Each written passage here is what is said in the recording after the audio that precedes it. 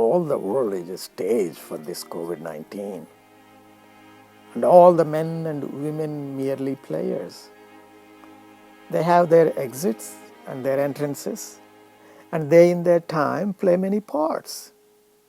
Their acts being 7 ages. At first, the infant, crying and puking in the nurse's arms. Then the whining schoolboy, with his iPad at home, couldn't go to school due to lockdown. And then the lovers stuck in an argument.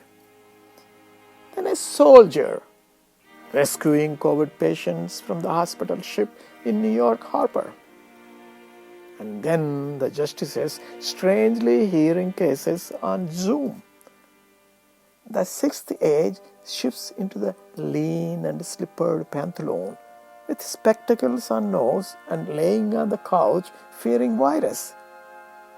Last scene of all that ends this strange eventful history is second childishness and mere oblivion, unable to think out of the box. Sans property, sans greed, sans money, sans everything. Would anyone ever think of the meaning of life? And what legacy would we leave behind? It was the best of times. It was the worst of times. 60s was the age of wisdom. Here comes the age of foolishness. Wall Street was the epoch of greed. Main Street was the epoch of fairness. Science was the season of light. COVID-19 was the season of darkness. Rich took the most from the stimulus. Poor got very little from the stimulus. We are all going to die. We are all going to be saved. In short, the period was the present period. That the climate fared better with the global shutdown. That the nations shrank shallower and the politicians polluted minds. Would we ever learn from this ashes of COVID-19? Hey, the real heroes are the medics, I should say. The quality of mercy is not strained. It droppeth as the gentle rain from heaven upon the place beneath. It is twice blessed. It blesseth him that gives, and him that takes. It is mightiest in the mightiest. It becomes the throned monarch better than his crown.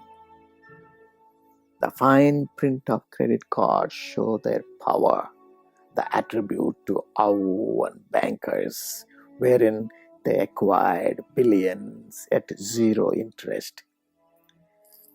But mercy is above the scripted contracts. It is enshrined in the Constitution. It is created by the fathers of our nation. And the people's power doth then show in the Declaration of Independence when mercy seasons legality. Therefore, credit cards, though legality be thy plea, consider this, that in the course of legality, none of us should see salvation.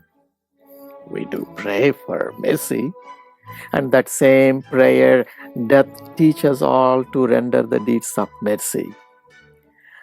I spoke thus much to mitigate the printed devil of credit cards, which if thou follow, the people's court of COVID-19 must needs give sentence against the bankers there.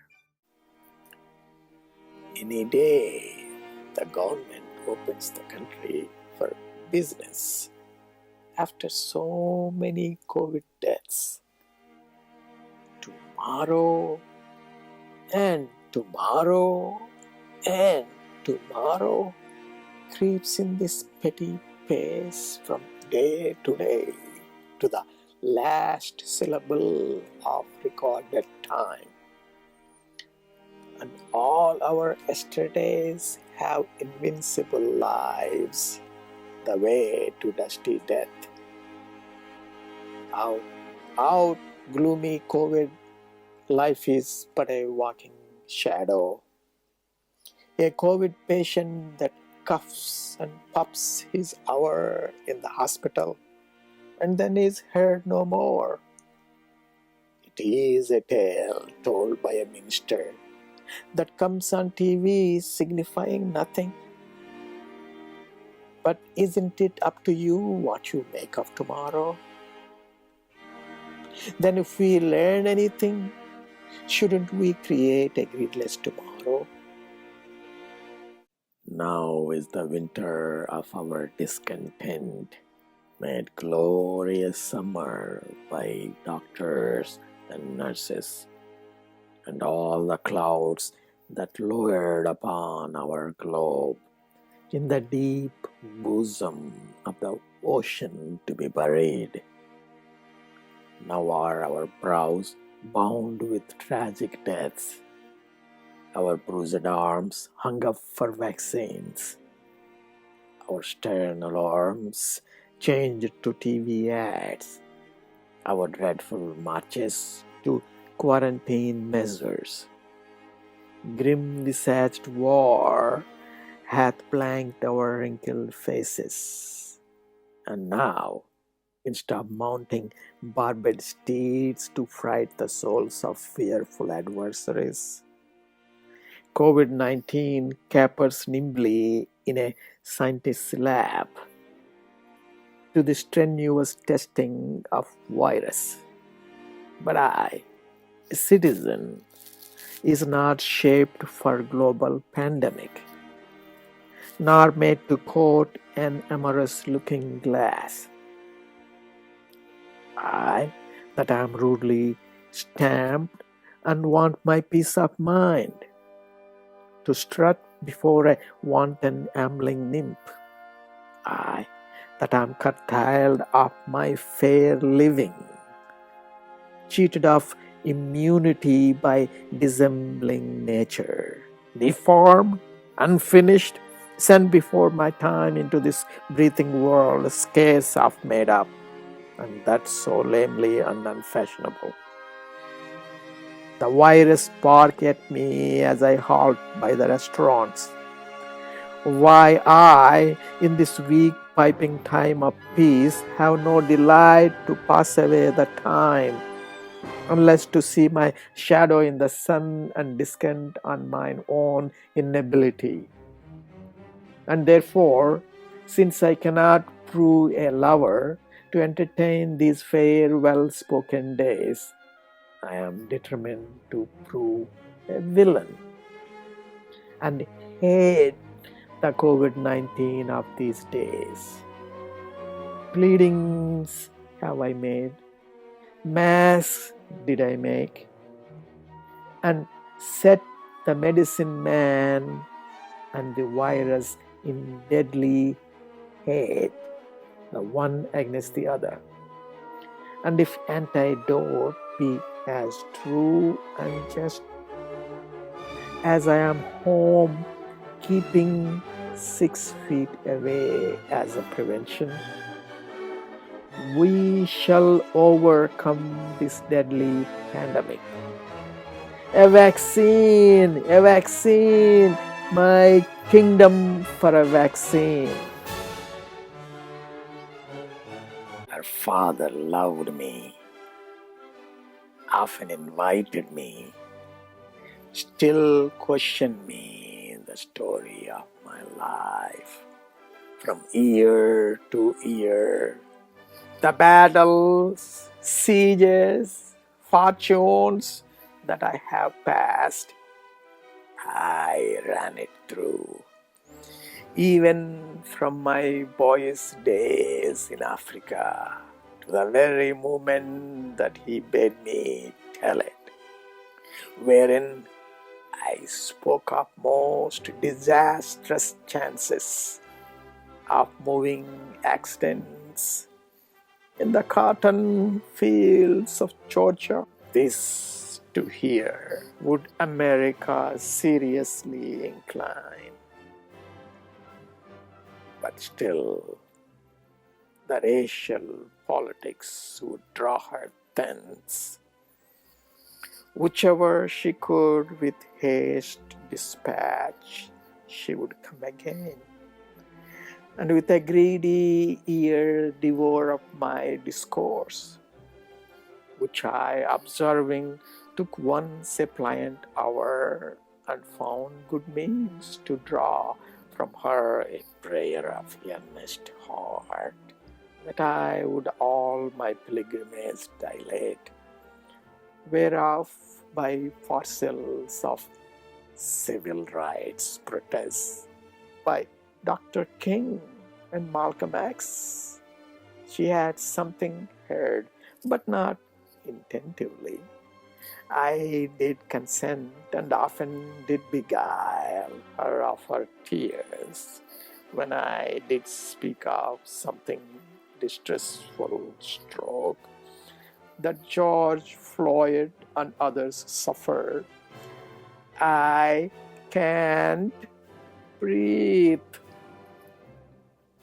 All the police in the world, or the mighty armies of the empires, can never suppress the cry of freedom. My story being done, she gave me for my pains a world of sighs. She swore, "Faith, it was strange, it was passing strange, it was pitiful, it was wondrous pitiful." She wished she had not heard it, yet she wished that heaven had made her such a man. She thanked me and bade me, if I had an immigrant friend, I should but teach him how to tell my story, and that would woo her. Upon this hint I spoke. She loved me for the dangers I had passed, and I loved her that she did pity them. This only is the witchcraft as a black man I have used.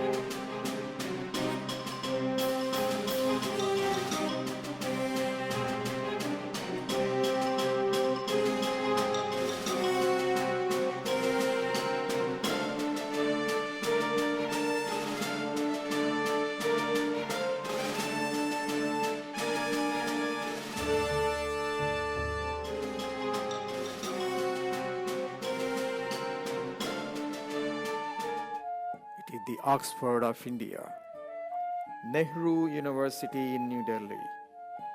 I was there to get my PhD in international law and to make my father proud. But then I got deeply involved in fighting against the caste system. It was 1982 when I joined Dalit untouchable students. They were fighting against the discrimination on the campus. The movement was supported by the whole campus despite political differences. Along with 4 Dalit students, I joined a hunger strike to fight for affirmative action and social justice for untouchables. While fasting, I encountered health issues. The doctor testing the hunger strikers declared that if I continued, I'd develop heart problems in future. I'm willing to die.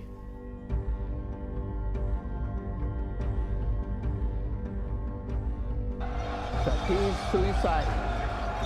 That's illegal. I can't have the untouchables thesis reevaluated. The power lies with the academic council.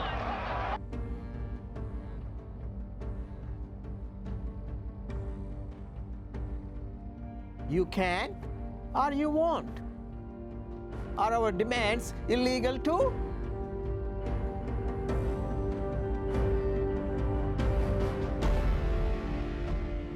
Listen to the Vice Chancellor. I want you to live. I'm ordering you to live.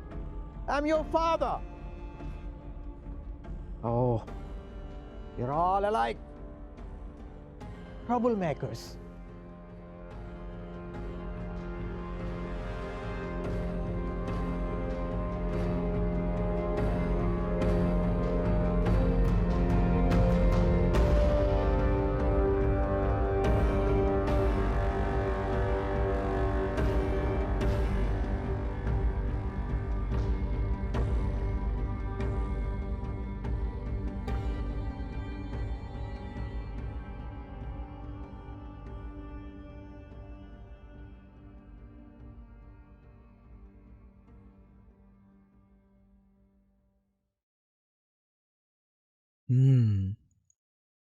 I smell cooking. Hey, stepmom. Just kidding. Mom. Smells good. Fish curry. Something wrong? You mad at me? Shame? What are you talking about, Mom? Oh, there's nothing wrong in visiting. Her mother asked me to visit. I call it a courtesy, neighborliness. I go visit other people and you don't complain.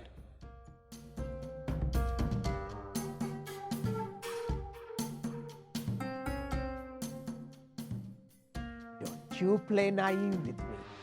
You brought us such a shame. Don't you mommy me and then hide behind me. With this kind of attitude, you ain't getting anywhere. Who asked you to visit? You do what they ask? Oh, everyone is gossiping about it. Such a shame. Did you eat at her place?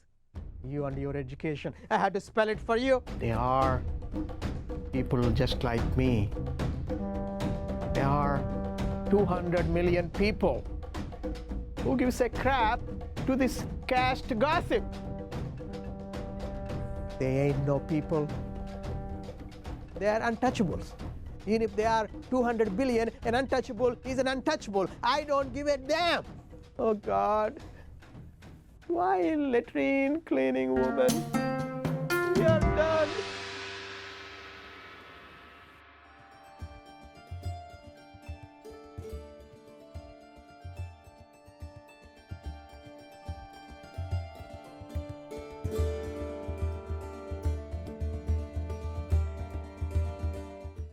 Hello, Rao.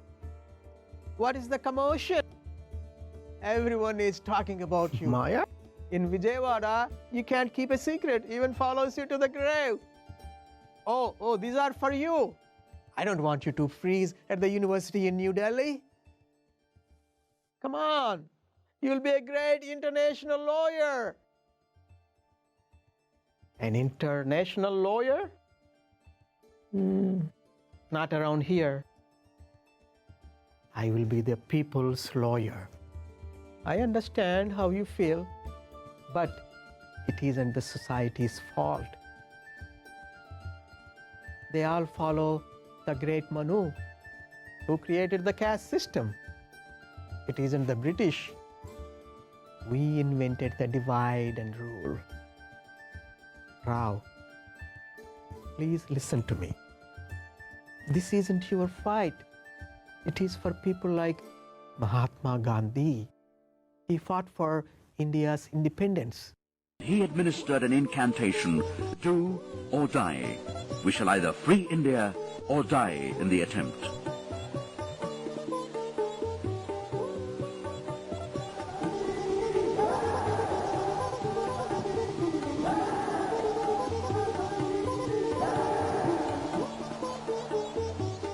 The Quit India resolution was passed on August 8, 1942.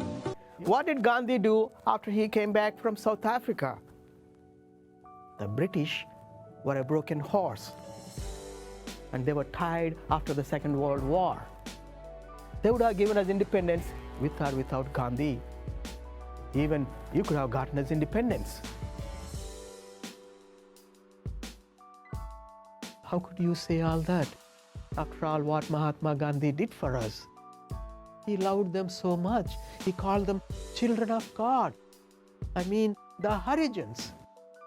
You sound like you married him. What did Gandhi do for the untouchables? Do you know he went on a hunger strike against them?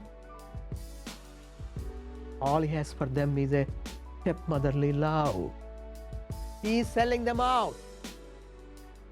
Liar, shame on you. Gandhiji wouldn't do such a thing. If he opposed the separate electorate, he is right and must have a damn good reason. And what's wrong with keeping the untouchables as Hindus? Aren't they Hindus? Do you know it is Dr. Ambedkar who fought for them? They don't tell you that in your history books.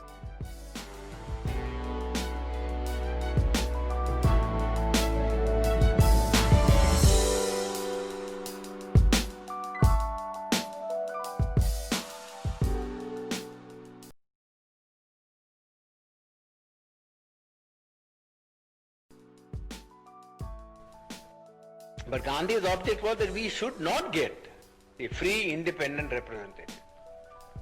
Therefore, in the first place, he said, no representation ought to be given to us. That's how his stand in the Round Table Conference.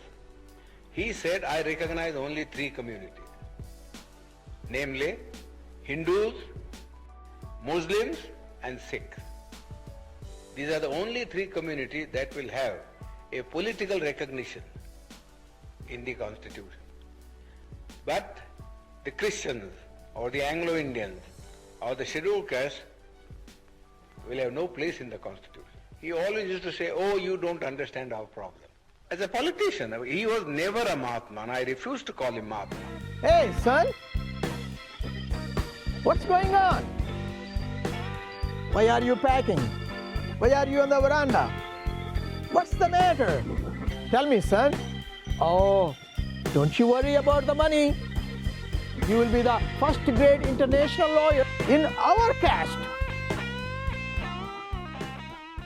Because you are spending a lot of money on my education and because I love you, I want to be honest with you. Her name is Nalini. She is Chandrika's daughter. I love her, Dad.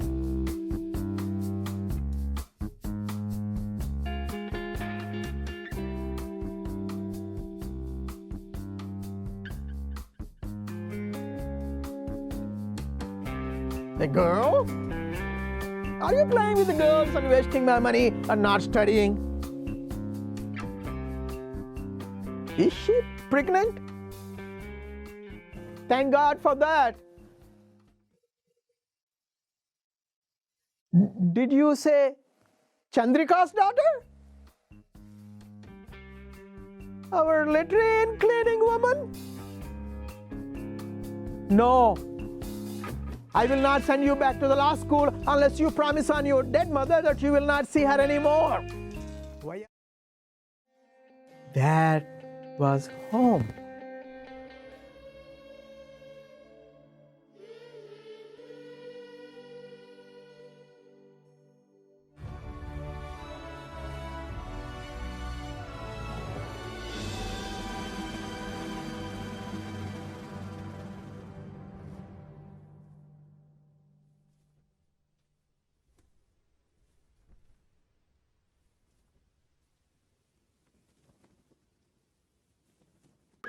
Protest.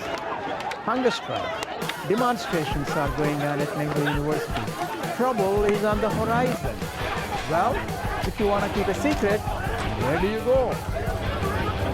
Public parking garage. Isn't that where FBI and Secret Service agents meet? Does that one come all the presidents meet?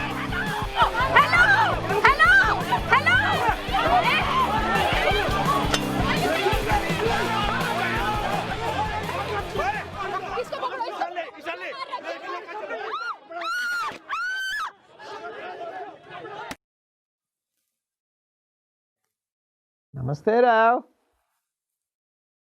I'm very proud of you.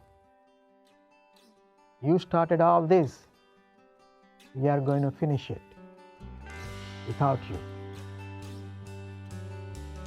You have to leave India now. There is no hope for you here. Your only hope is America. I won't do that. I won't leave the struggle. I won't leave. Leaving Mother India like this, after all, everything I fought for, I won't.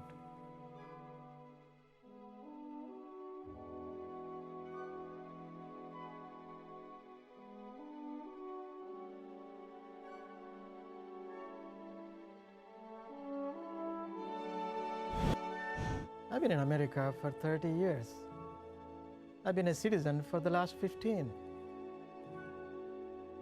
But the struggle has taught me nothing is impossible.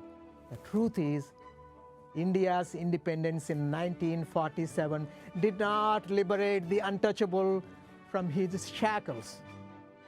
And the caste system is live and kicking as we speak today. One more thing. You do not understand India unless you understand the caste. Oh, deep in my heart,